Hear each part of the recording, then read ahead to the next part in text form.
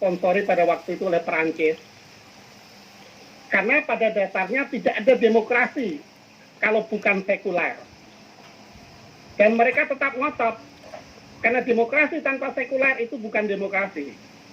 Karena dalam sejarahnya di Eropa pada waktu itu, gereja itu sangat dominan menguasai sistem pemerintahan. Sehingga peranan kepala pemerintahan itu hampir dikalahkan dengan gereja.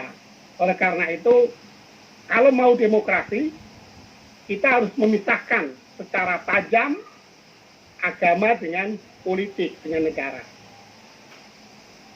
Nah, lain halnya dengan kelompok yang kedua, yaitu kelompok agamis, terutama yang disponsori oleh ulama-ulama Islam.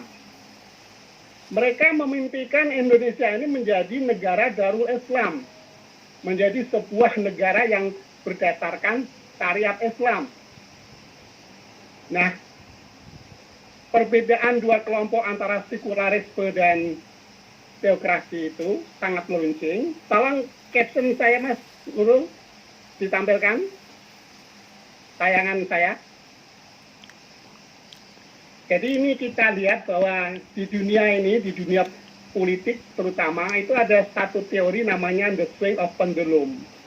Nah, di Indonesia pada saat itu, golongan kiri, yaitu golongan sekularisme, di sana berkumpul para orang yang beraliran sosialisme dan juga sebagian nasionalisme, dan bahkan pada waktu itu ada komunisme, ada liberalisme berkumpul di sana. Dan kemudian di sisi kanan itu ada kelompok yang namanya kelompok teokrasi, yaitu kelompok yang memimpikan negara Indonesia sebagai Darul Islam. Nah, pertentangan ini sangat tajam, sehingga pada detik terakhir pun, pada saat Panitia 9 yang merupakan mandat dari BPUPKI untuk merumuskan hasil sidang BPUPKI untuk menetapkan Undang-Undang Dasar dan Dasar Negara, pada saat itu dinamakan Piagam Jakarta. Jadi 9 orang itu sudah menandatangani Piagam Jakarta. Tadinya semua sudah menandatangani, termasuk seluruh tokoh sekularisme dan teokrasi. Pak M.A. Maramis saat itu yang mewakili, satu-satunya yang mewakili golongan non-Muslim, juga tanda tangan, karena pengertian beliau Piagam Jakarta itu yang mengatakan bahwa dengan kewajiban menjalankan syariat Islam bagi pemeluknya, itu hanya mengikat kelompok yang beragama Islam.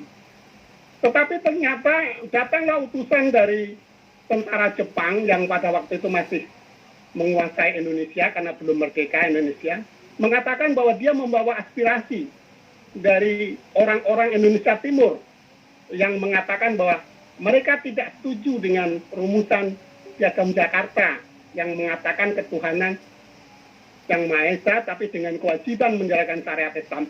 Walaupun itu sebenarnya hanya ditujukan kepada mereka yang beragama Islam, namun mereka merasa ini ada suatu perbedaan, ada diskriminasi.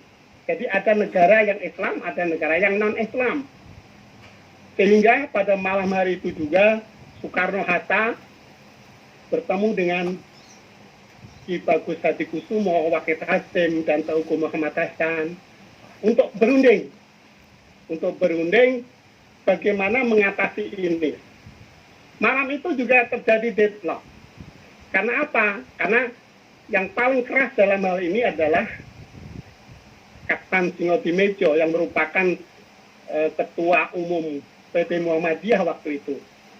Tapi akhirnya dengan kearifan Soekarno dan Hatta, terutama Pak Hatta lah ya, yang kemudian melalui Teuku Muhammad Hasan, tokoh Islam dari Aceh, yang bisa mendekati hati orang golongan teokrasi, terutama Kiai Haji Wahid Hasim juga Islam yang moderat, sehingga dapat menerima keinginan Soekarno-Hatta agar kata-kata 6 kata itu dihapuskan. Akhirnya menjadi sejarah lah bahwa Pancasila berhasil menengahi pertentangan sekularisme dan teokrasi.